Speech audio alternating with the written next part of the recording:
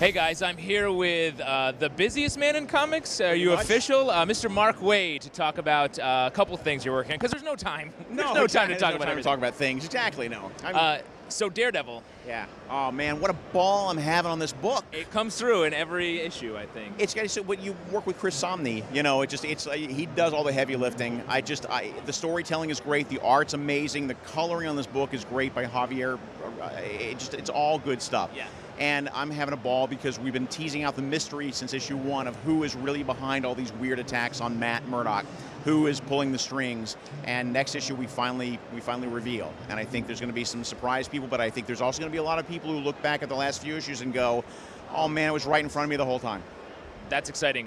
Flashback about 2 years ago, or I guess maybe 3 years ago now, I think we interviewed you here when it was first announced that you were taking over Daredevil, and everyone was like, how's he going to do like a superhero, more superhero-focused Daredevil? Everybody just like, oh man, is it going to be like goofy and Silver Agey and throwback? And I think our record stands up pretty good that it's not. Yeah, I would say, and also dealing with like, it's very light, it's fun, but also like you have Foggy like on the ropes. Exactly. Look, that's the thing. I mean, with Foggy has cancer, which is, that's his diagnosis, and we're going to play that out for a while, because what I like about that adds to their little bromance between Matt Murdock and Foggy Nelson is that, Matt has like depression issues. Matt actually has some serious issues to deal with, and now so does Foggy have serious health issues to deal with. So now we get to see the two of them helping each other in a way that they need each other in a way they really haven't before. And it makes the stories a little dark sometime, but there's always a light at the end of the tunnel of these stories. It's not just relentless darkness,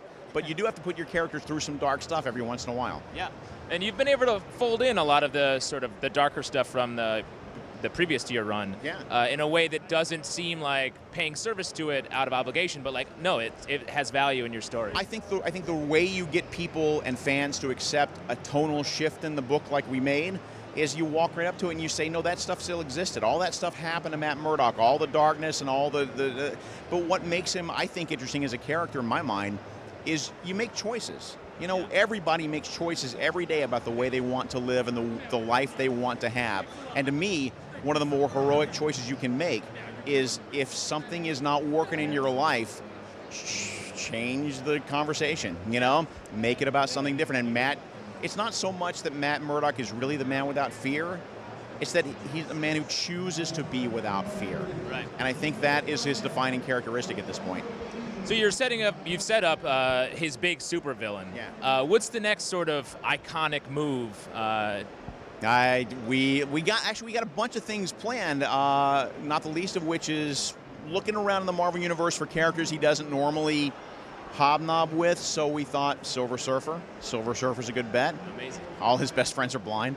And then we're going to do, and then I think it's time to do something with a Jester. As an older Daredevil villain, something can be done here that's not the Joker, that's not a cheap knockoff of a Batman villain, but something that is a little darker and more sinister, that plays off of Matt's own internal issues. I think there's something to be done there.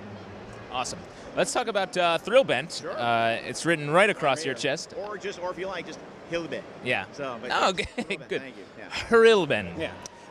So this is just relaunched as 2.0 in the beginning of April, and we'll describe it. I mean, most everyone knows about it, I think, but tell us what 2.0 is. 2.0 is basically, we've been doing digital comics for free on the web for a little less than a year. I've been leading the charge with the series I'm doing with Peter Krause called Insufferable, which is a weekly, ongoing serial about what if your sidekick grows up to be a complete jerk? What if your trusted boy assistant grows up to be a complete jerk? I don't know what I can say. Start swearing.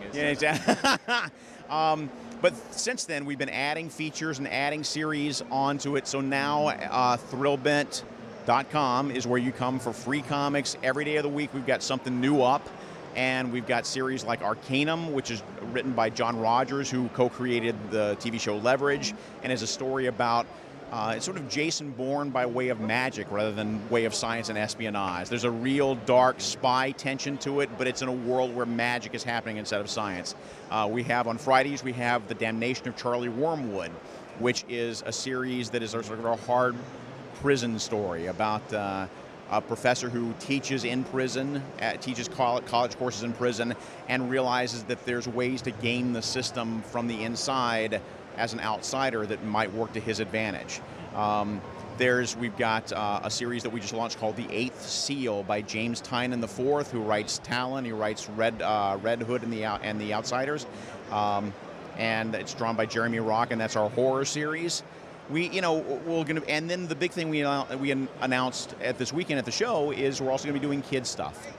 Not right next to the hard prison story and the horror story, but we'll be doing a Thrillbent kids site very soon down the road, and the anchor of that is the Aw Yeah Comics guys, Franco and Art Balthazar and all their pals. We've already launched Aw Yeah Comics #1 under the Thrillbent imprint to Comixology, and then we're going to be launching other exclusive Aw Yeah content on the Thrillbent Kids site when we get that up and running, and we'll be building from there, because I think there's a real void in the webcomics world for real super kid-friendly stuff that is sort of all across the internet, exactly. Not just comics. So yeah, it's exactly. Nice to see. Well, I know the sites you visit, yeah, but well, I shouldn't send you my browsing history no, you for really sure. should not. Gotta stop that. You see, I get 2 words for you: government watch list. Yeah. So, so that's the big thing we've been announced this weekend. So, again, if you want to come check out the free comics to read, thrillbent.com, stuff up every day. And if you want to support us financially, we also take bundles of stuff. Once we do like 4 or 5 installments, we'll put it in a bundle, put it up on Comixology or on iVerse. You can buy it there for 99 cents or $1.99. There's bonus content. There's additional material. Because we also have a lot of people saying to us, look, we appreciate that you're doing this for free, and we love what you're doing. What can we do to help you keep doing it? And that's one of the answers. So again, I couldn't be happier with the great digital experiment that seems to be paying out. Will Thrillbent always be free, or are you going to put together sort of a model to monetize it on your site? What we're going to do, what's cool about Thrillbent is that we don't have any one specific model, because it's all creator-owned stuff. What we're doing is, the reason I want so much material on the site is that, let's say that I've got an idea to monetize Insufferable by doing it, say, again, bundling it through Comixology. Let's say that The Eighth Seal, the horror comic, what they're going to do is they're going to put it up on Comixology first, and then 2 weeks later release it on Thrillbent. So if you want to read it for free, you can. But if you want to read it 2 weeks ahead of time, then 99 cents at Comixology. And there's other guys who have come to us with different plans of, can I do a subscription model, or can I do like a paywall model, or can I do downloadable PDFs, or what can we do? Right. And the idea is that nobody knows what the answer is, so let's just try a lot of stuff and see what works, man. But the big thing is, our fans have been amazing about wanting to help promote us, help show people what we can do. One of the big things we launched in 2.0 was the embeddable window, that you can take any of our comics that you like, and with a click on a little button there, you can copy the code like you would a YouTube video and embed it right in your website. And so it can be read anywhere. And that if you want to see, if you want to support what we do, take our comics, put them on your website, and tell the world why you like what we do. And the first couple of weeks we did this, I figured we get a couple hundred or maybe 300 or 400 people doing it. It ended up being a third of our traffic that week. It was people coming in from outside. That was great. It's so nice when you find something that is really works for you just by trying everything. I know. I'm so glad this comics thing finally worked out for me. Yeah, I know. You've been suffering alone in a room for 25 years. I know. Finally. Finally, you get Success. your name out there. Yeah. I know. We would never do an interview with you before today, this very day. When people pitch you stuff for Thrillbent, does it come as a whole package, or do you are you working to pair people together a little bit? Or? At first we were looking to pair people together just to see what the best mix would be. At this point, what we're more looking for is stuff that is of a vision, like it's stuff that where people have already put together packages and kind of understand how it works for them, and come to us with a complete, series or ideas for things. Only because it's still just like 2 or 3 of us working in our spare time. Seriously, like this is not my day job, and so there's a limit to how much personal bandwidth I can spend, doing the matchmaking that it takes to get writers and artists together.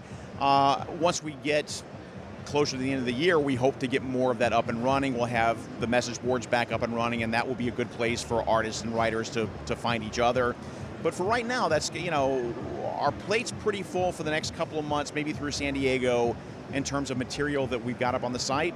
But after San Diego, we're definitely going to be pushing for more new material and see what's out there. Awesome. Well, thanks so much for talking to us. Absolutely. Enjoy the rest of your con. My pleasure. And take a vacation, for God's sake. And I understand. What is this vacation of which you speak? Oh, it's like when you walk around the floor to see other booths. That's do that. Just relax. Dude, every time I leave the Marvel booth, you've seen The Prisoner, right? They send the giant bubble after me and they bring me back. So that's okay. It's coming. These are good problems to have. Yeah, exactly. And another great problem to have is all of our coverage here on Newsarama for C2E2. Well said. That's what you call a segue.